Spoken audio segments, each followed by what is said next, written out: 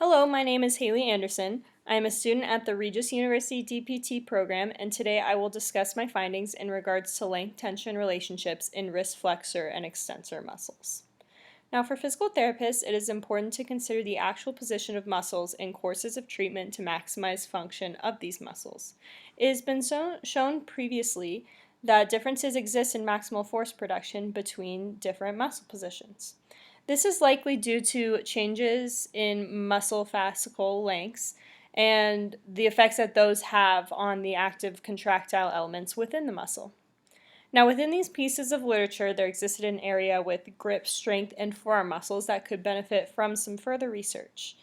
This study thus sought to investigate whether different positions, and thus the length of flexor and extensor muscles, of the wrist affected the tension of these muscles during hand grip tests. The hypothesis was that at extreme lengths exhibited by non-neutral positions, wrist and flexor muscles would produce less tension than in standard neutral positions. 8 DPT student volunteer subjects were examined, all of whom, among other criterion, were able to perform hand grip tests and had no known shoulder, forearm, or hand injuries. The subjects were set up with electrodes on their flexor and extensor muscles of their forearm, as well as on one unrelated muscle, such as the bicep, and this is shown specifically in Figure 1. During testing, subjects performed maximal hand grip tests in standard, neutral, short hand grip, long hand grip, maximal wrist extension, and maximal wrist flexion positions, from which mean and standard deviations were then calculated for force and EMG measurements of each muscle type. The following figures down here represent the results as well as error for each condition. All figures were normalized to the standard position. Figure 2 depicts force.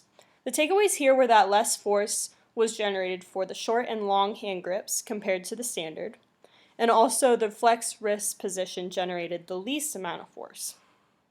In conjunction with previous study, this is likely due to shortened muscle fascicle lengths and thus active insufficiency in the muscle.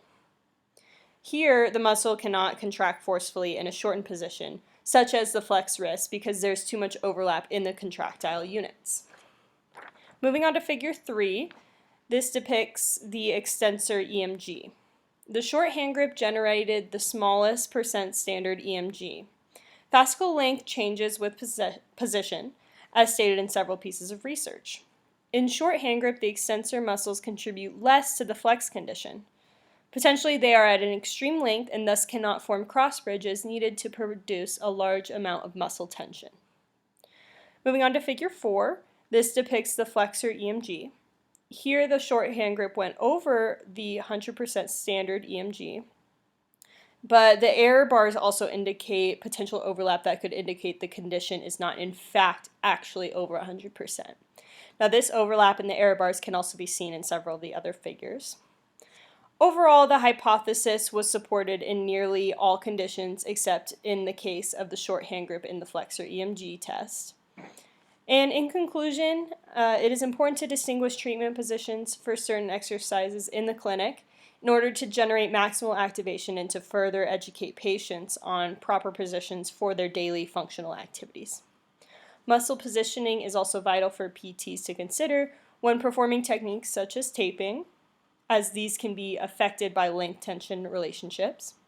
And similarly, it is important for surgeons to even consider when returning patients with muscular pathologies to normal length tension standards, and subsequently those patients' PTs to recognize in their patient rehabilitation after such procedures. Overall, further research would do well to help in this area of determining normal length tension standards for individual muscles. Thank you.